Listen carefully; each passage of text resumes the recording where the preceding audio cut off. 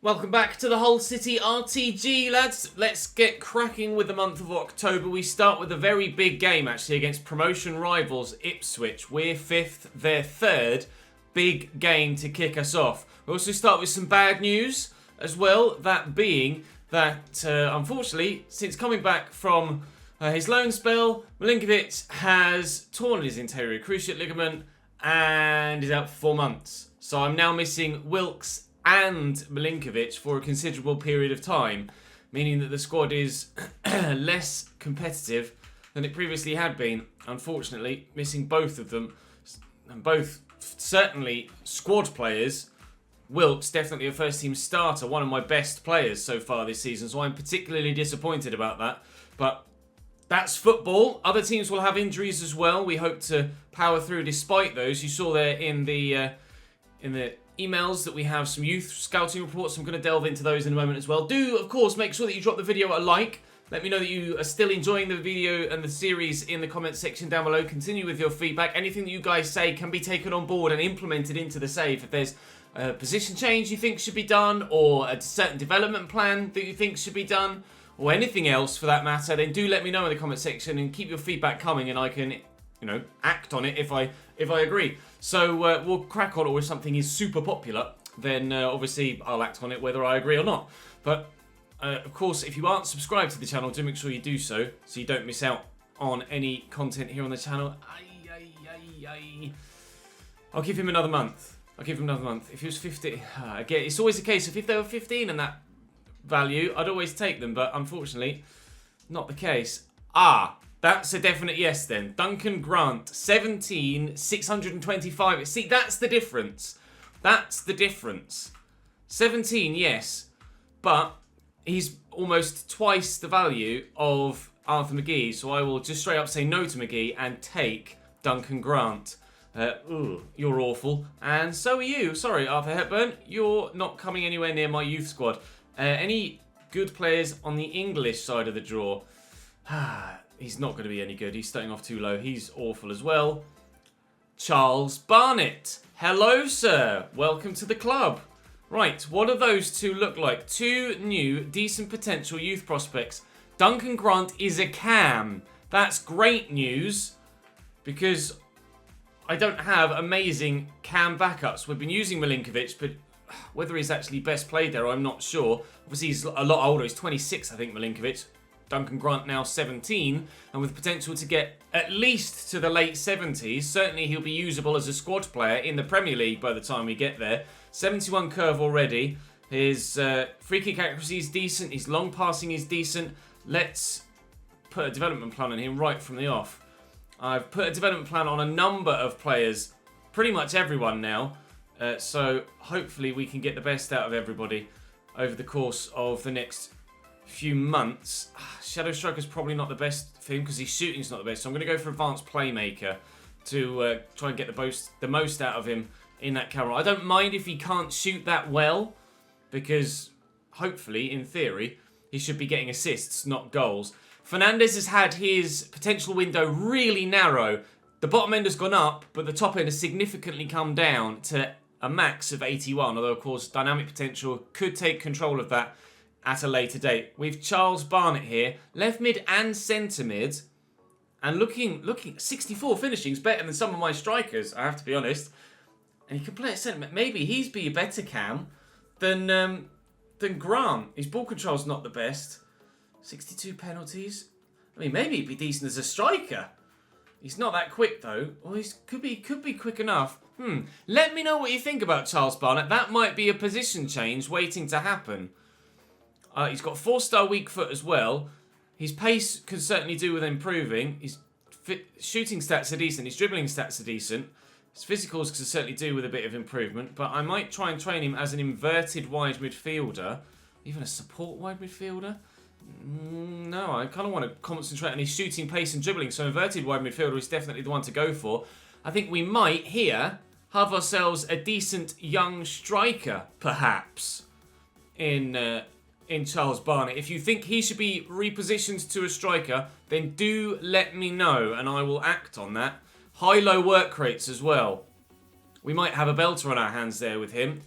We might really have a couple of good players who've come through there immediately, which is fantastic news. Right, Hull City versus Ipswich then. It's a busy month against a number of tough teams. We'll certainly play Ipswich. We'll certainly play Fleetwood, who are top of the table still. And then we'll make a decision a little bit later on after the Plymouth game. We have Portsmouth at the end of the month. After the second Plymouth game, and make a decision as to which of the other three that we play, depending on their relative league positions at the time. Right, diving in then. Ipswich Town at home. Title rivals Ipswich Town. Tomasz Holy in goal, who's 6'6" or 7. I think 7 actually. Not going to be easy to get the ball past him. Cole Skews and Teddy Bishop are decent midfielders. And James Norwood through the middle is going to be a handful. Chambers at the back, wearing the captain's armband and leading by example, you'd imagine, in that defence. But we have to be confident. We are both where we are in the table on merit so far this season. And we perhaps should be a little bit higher if we hadn't had a couple of draws that perhaps should have been turned into victories. Particularly that one against MK Dons yesterday. I'm quite disappointed that I wasn't able to get a win there. And Lewis Potter's immediately played through here. He had a similar chance yesterday that he tucked away and another one that he actually missed. Unfortunately, on this occasion, he's not even going to get a shot away. And that's a hell of a ping looking for Freddie Sears on this left-hand side. And Ipswich are now in. We are the top scoring team in the league, as you can see, top left.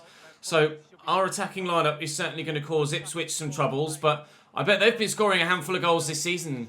Flynn Downs very nearly kept that in to create a great chance for Ipswich. They look dangerous already going forward. Pinto. Batty. You can see Ipswich marshalling the centre of the field really well. I think we're going to have to go wide if we're to find a way through against them here. One of the sternest shapes to a team we've played against so far. That would just can't seem to find a way through at the minute. They are very, very good at just holding their line, being disciplined and ensuring that we don't get past them. And if they can really make the most of their offensive efforts, then it's going to be a tough game to get a victory from. Might even be a tough game to get a point in. Here's Vincent Young, back to Gwion Edwards. Oh, he's done me with a little ball roll there. That's worked beautifully. A lovely little reverse passing. Gwion Edwards is in and George Long makes the save. Just proving my point about how difficult a task this Ipswich side are going to be to play against. Brilliant timing of the pass to break the offside trap and timing of the run as well. Teddy Bishop delivers the corner. It's a good one. Joshua Emmanuel gets up really well. Can George Honeyman bring this down? He can't. And Salah is a giant of a man. You've got to get past that giant of a man at centre-back. And then you've got the giant of the man in goal as well to get past. I'm actually quite intimidated by this Ipswich side, to be honest. Here's Vincent Young into Teddy Bishop. Little flick there to Gwion Edwards again. Certainly they're making the most of the opening chances and opening moments here at Ipswich. They disciplined in their shape and evidently quite disciplined in their build-up too. And a couple of those lofted balls, if they'd just been weighted better, could have created even more chances for our visitors here today. This is going to be such a tough game. Need some movement, please, lads. You're almost intimidated themselves that they're not wanting to make any runs, any movement for me. George Honeyman is having to drive things himself. That box-to-box role certainly suits him. Oh, apart from the final pass. That was a really good opportunity to work something well there. Flynn Downs will look to lift this over to Norwood, and he's done well. And Skews over to Edwards, around the corner to Vincent Young. A lot of their play coming down this right-hand side through Gwion Edwards, but understandably, why, when we've seen how good they've been at doing so. Oh, what a turn by Teddy Bishop. George Long makes another save to ensure that we don't go 1-0 down. Sears on the edge of the box and going backwards, but soon turning to face goal again. For Ipswich at the beginning of the second half. Norwood played in. He's gotten past the defender. And again, it's George Long keeping us in the game at 0-0. I don't think I haven't had a shot yet, have I? I don't think I've had a shot. I haven't. Unbelievable game so far from Ipswich Town. They have really taken the game to us.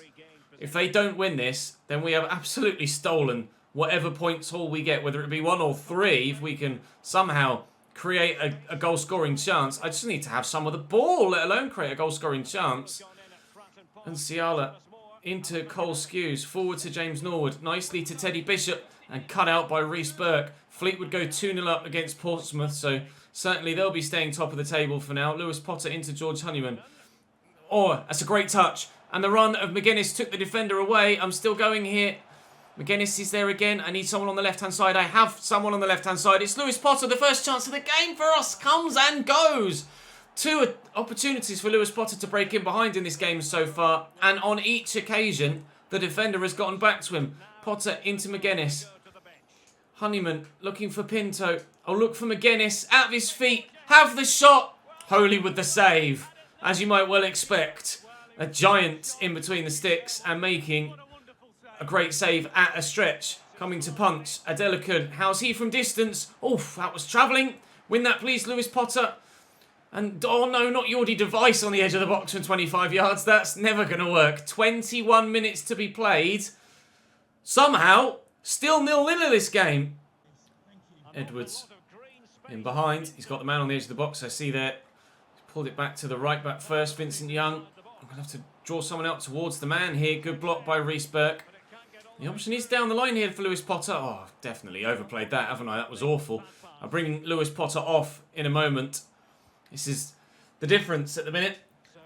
He's got great potential and will be a wonderful player for us. But in the bigger games at the level we're at the moment, he's not quite got the quality, Lewis Potter. But the only way he's going to improve and finally get to the level of being quality enough to perform in big games at whatever level we're playing at is by giving him the first team experience. Goal! Wow! James Norwood with 2, 3 defenders around him in close proximity, holds onto the ball brilliantly, spins and then rifles that into the top corner.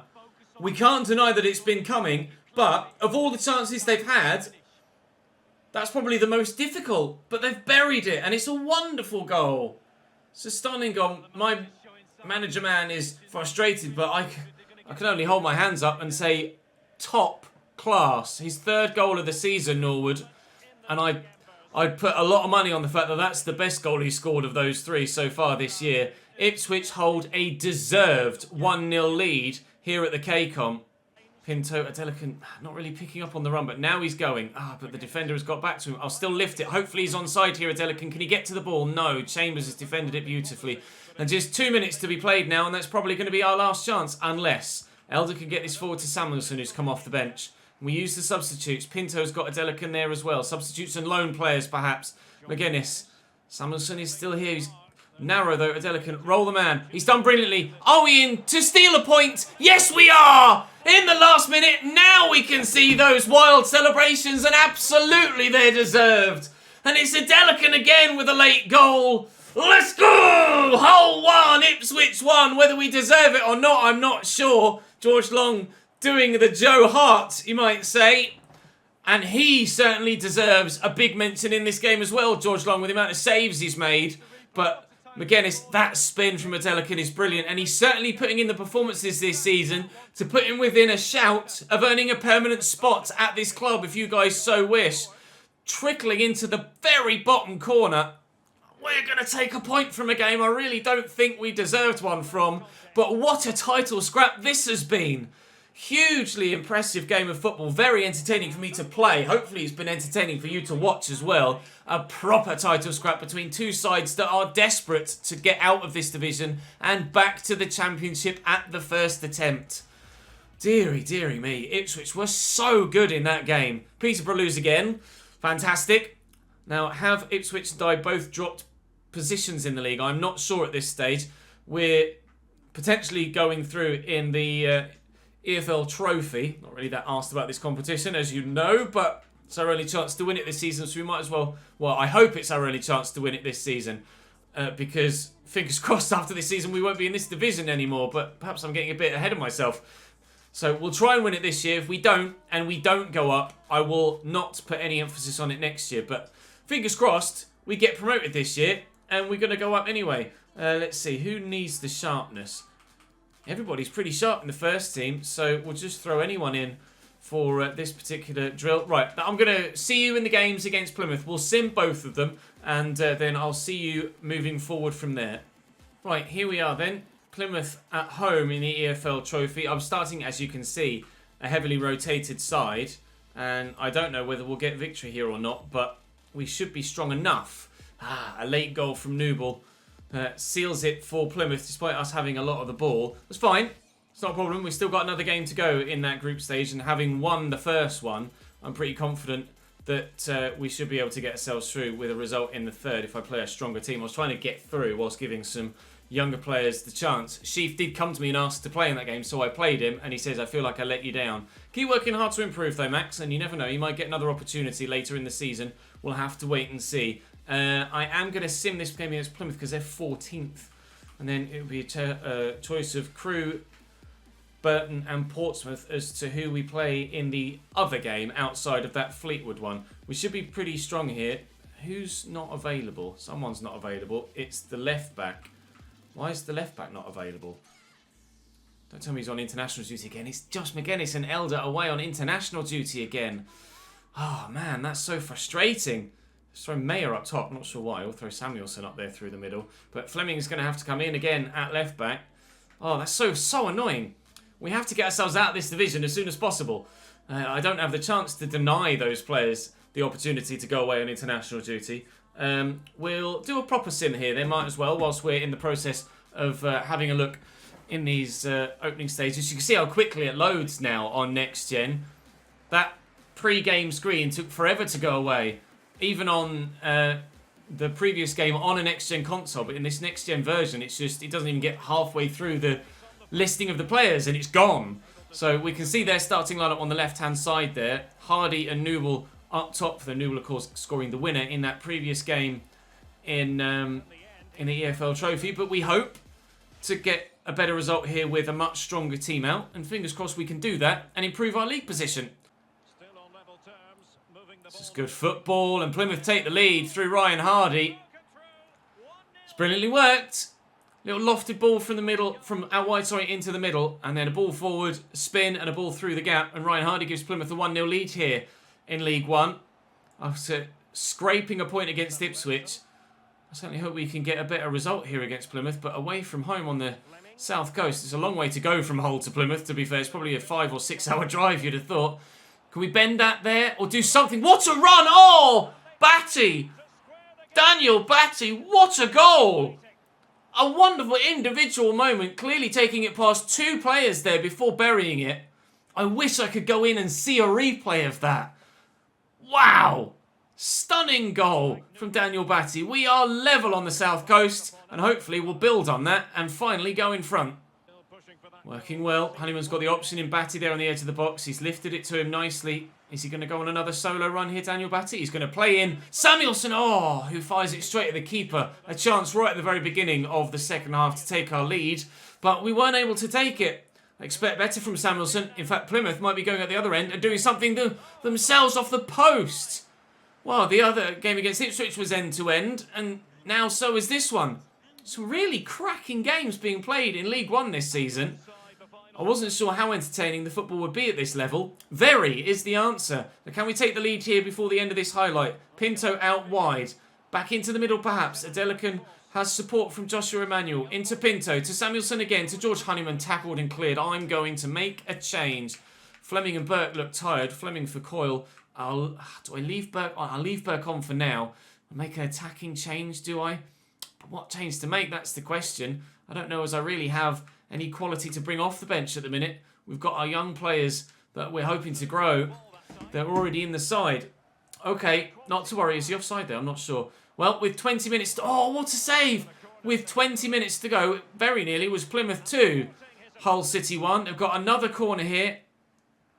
And it won't be Plymouth 2, Hull City 1. Oh, right. Let's go and get a winner, boys, please. The counter is on here. Although Plymouth have certainly flooded back quickly. Samuelson almost taking too long there before finding a pass, but we still could score here. And into the box we come. Play the pass. Come on. Samuelson. Oh, that's the opportunity. He turned and was about to pull the trigger and had it taken away from him. I think we might have to settle for a draw here. Unless Plymouth go and win it. Which is what they've done. Samuelson not acting on instinct up top and taking the shot. And from that missed chance, we lose the game against Plymouth. I can't believe it. I can't believe it. Unbelievable.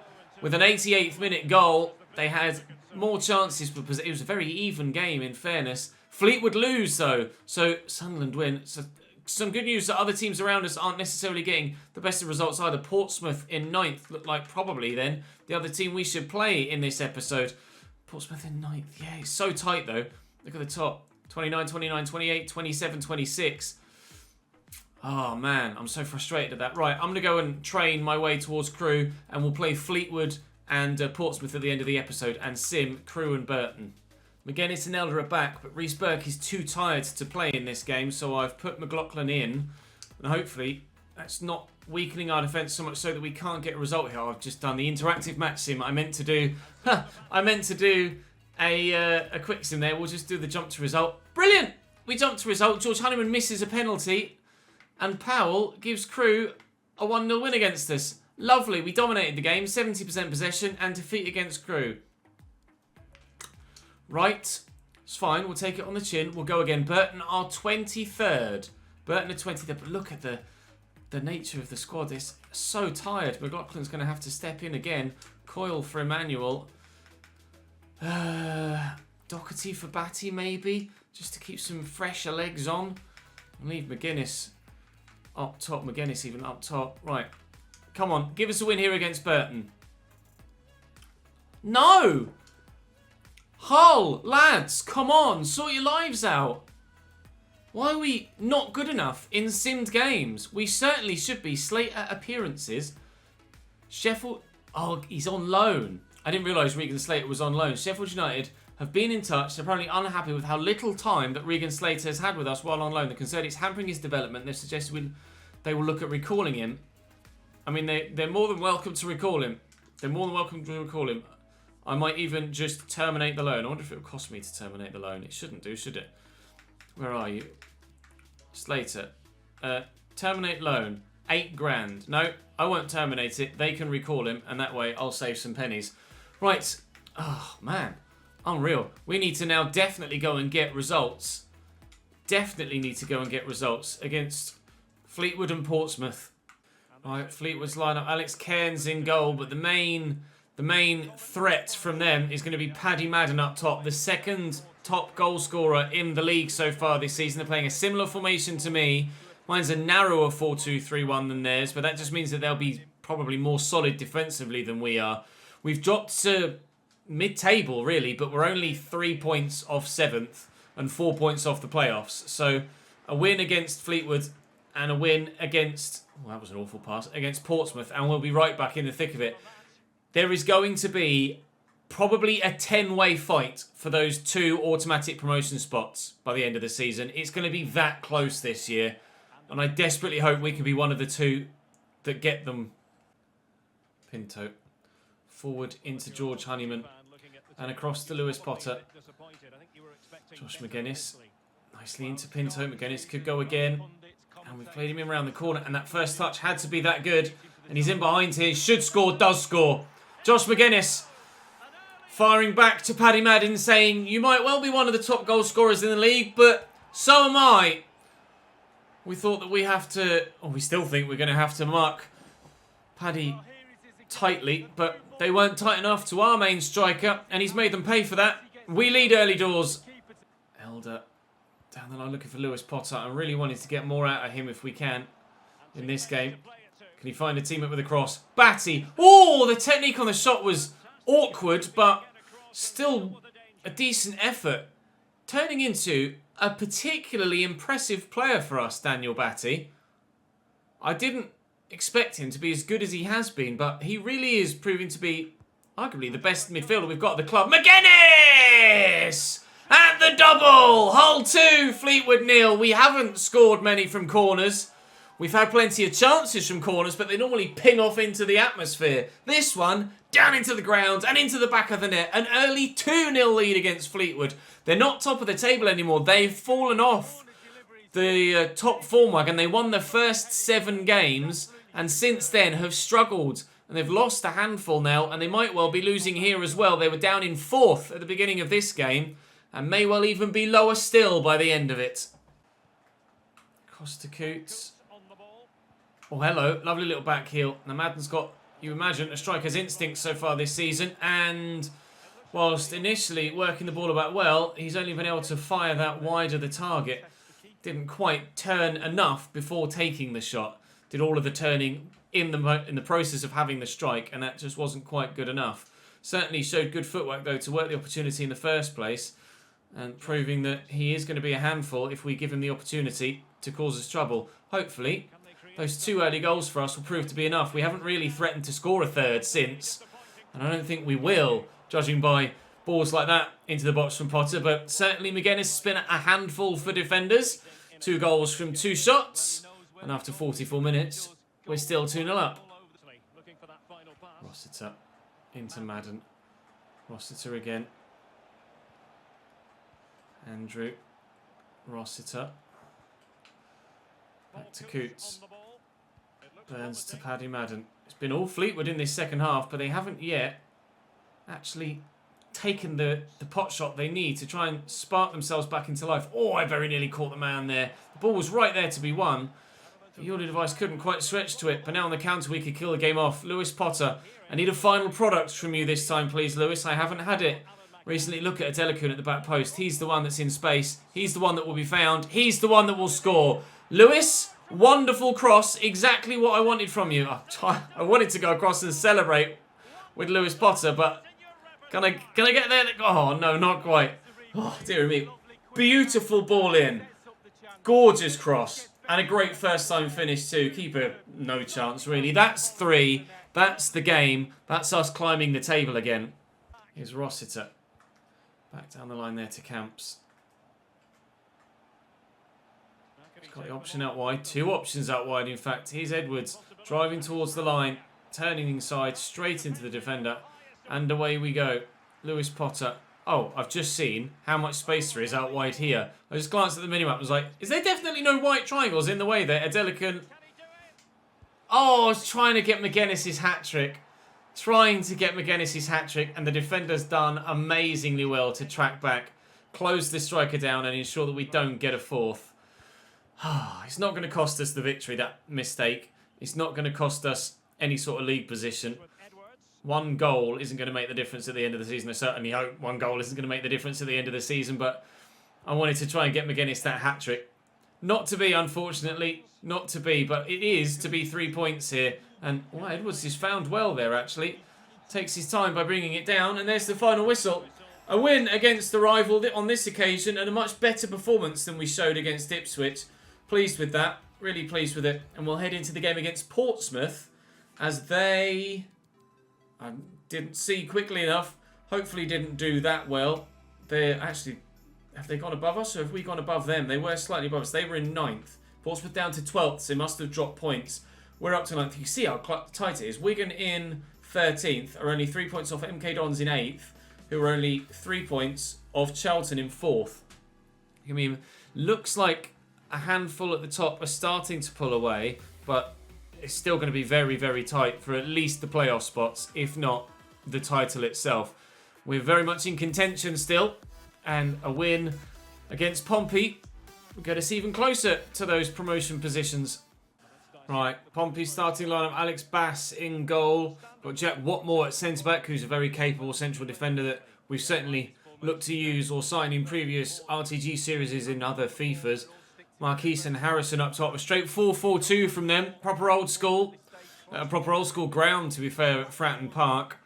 Keep your ears open for the bell. I'm sure it'll annoy me come half an hour in of one game. It's half the reason why I've never done a Pompey RTG.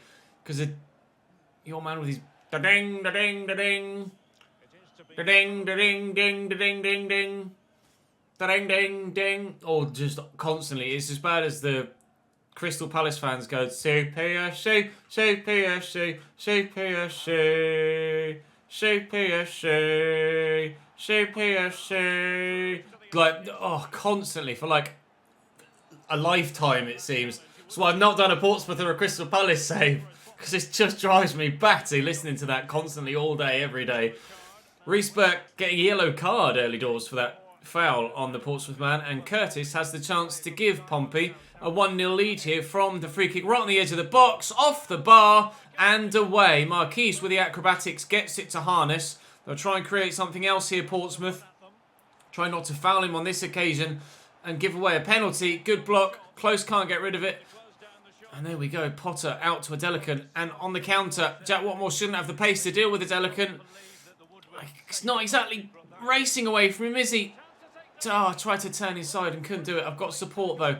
And here is McGuinness. After 2 in his last one, into Pinto. And blocked. And it's going to be a Pompey man that gets to it first. End-to-end football here. If we were just a little bit quicker on the counter, we certainly have scored there. That's the difference between playing here at League One level, early doors in a save, and later in a save, where you've signed players that have massive pace stats, or your players that have decent pace stats like Adelakun have grown to have massive pace stats. That's how we score the majority of our goals later on in saves, isn't it? Or especially, where's that going? Wide of the target. Especially when you play at higher rated clubs that have much more quicker players. Oh, McGuinness with a good header again, but Bass with a comfortable enough save.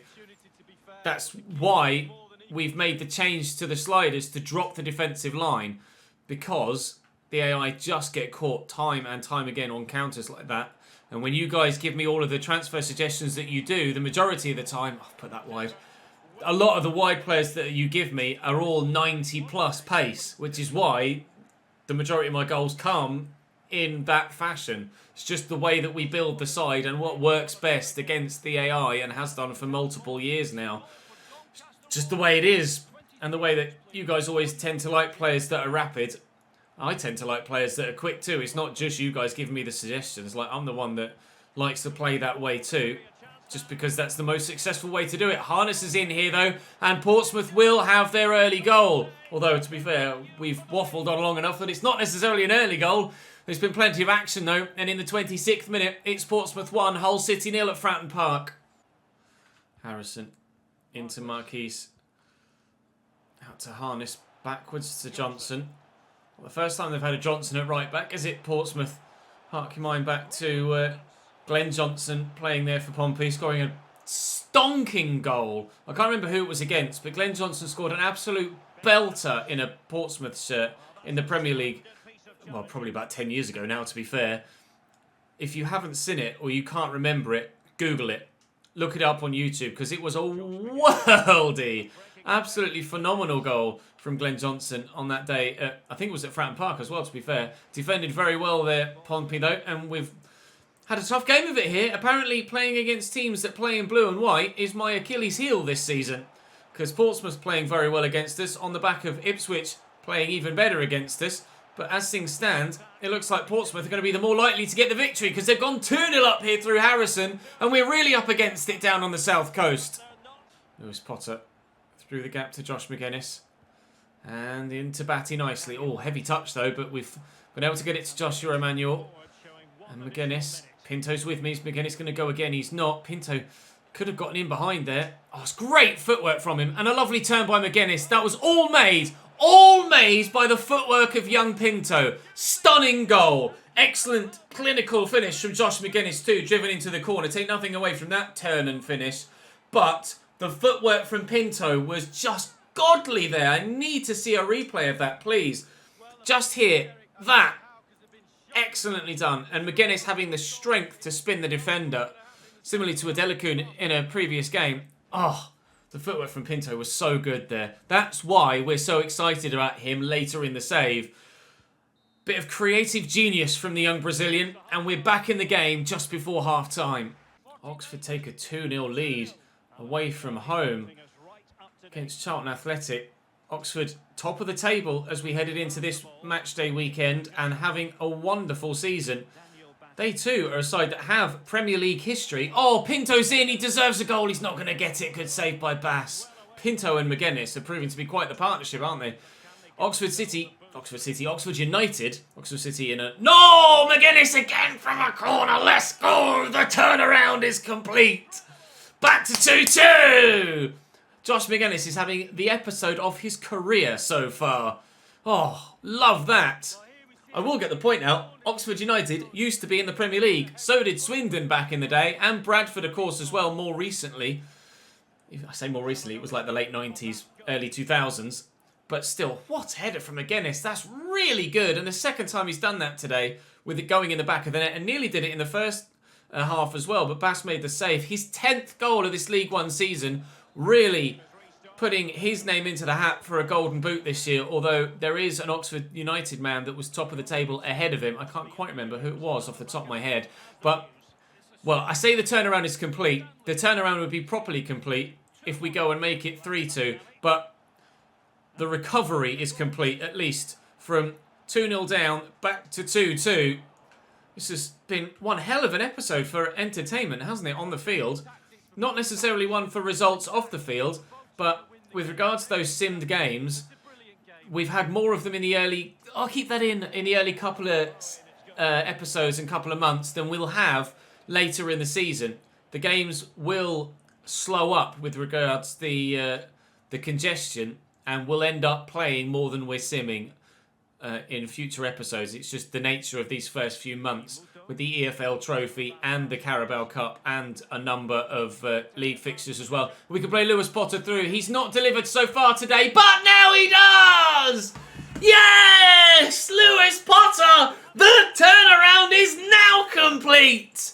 3-2! Let's go! Down at Fratton Park. We seemed like we were done and dusted moments before half-time. We get one back. Then we're level. Now we lead! Yes! Huge result. Let's hold on to this. And nicely to Pinto.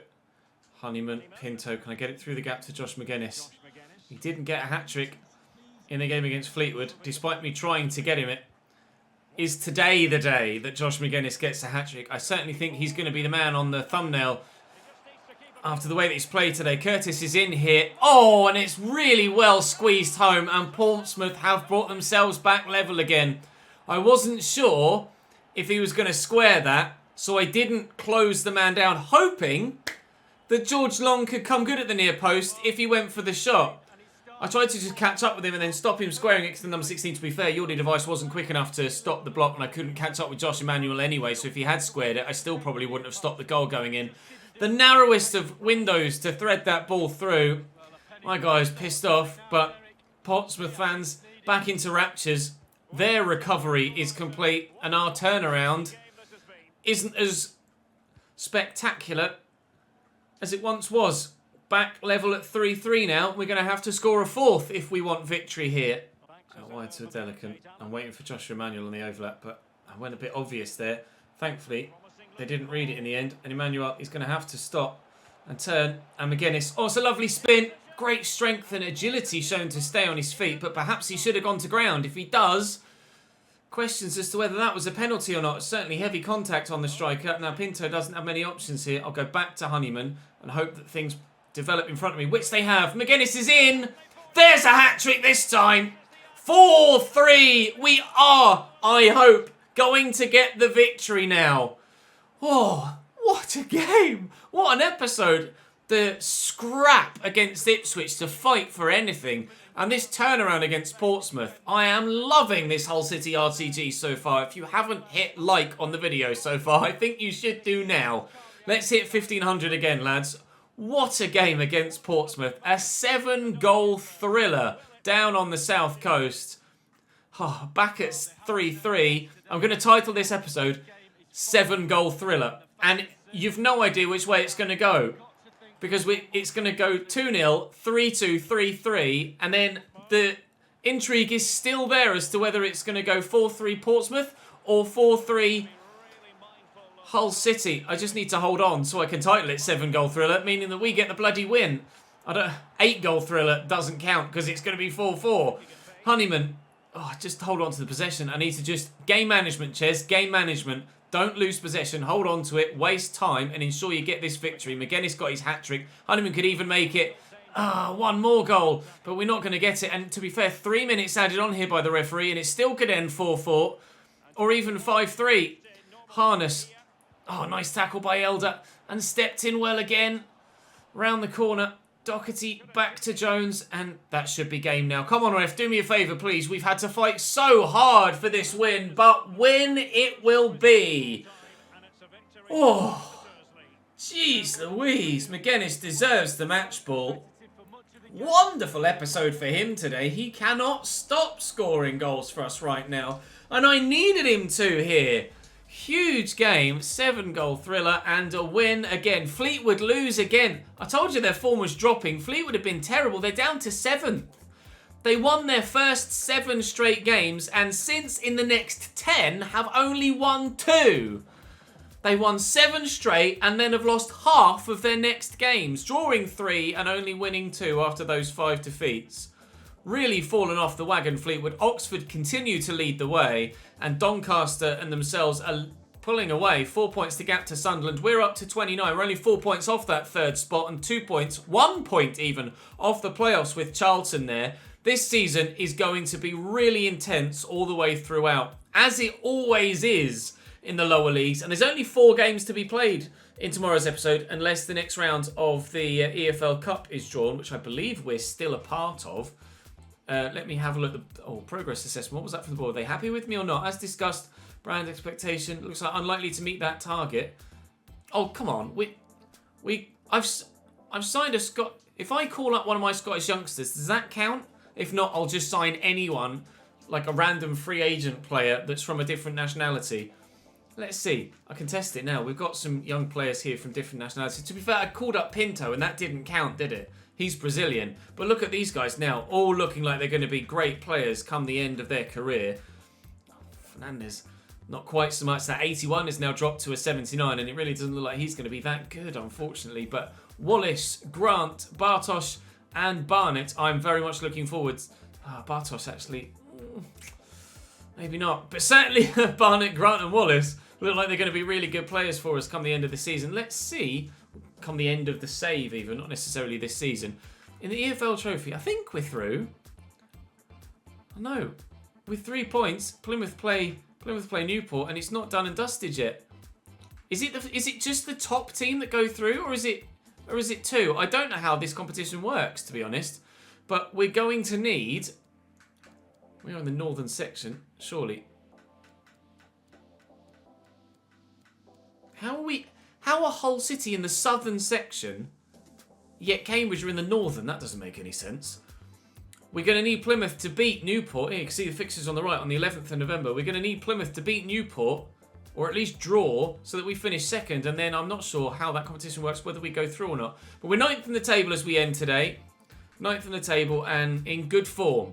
In good form. Disappointed with the simulator results, but as I mentioned, like these first couple of months have been really thick and fast with the fixtures, and it does ease off later in the year. There are 6 in December, but December is always busy, and then it's 5 and 5 and 4 and 4. So, you know, it's going to be easier towards the latter stages of the season. We've got the FA Cup to come, but I don't envisage us going far in that competition either. So that will do us for today. That will see us end the month, and I will hopefully see you guys in tomorrow's episode. Of course, join me back here, subscribe to the channel and hit that notification bell if you haven't already to ensure you don't miss it. Drop this video a like if you haven't already. That Portsmouth game certainly deserved it. And for now, thank you very much for watching, and I'll see you next time.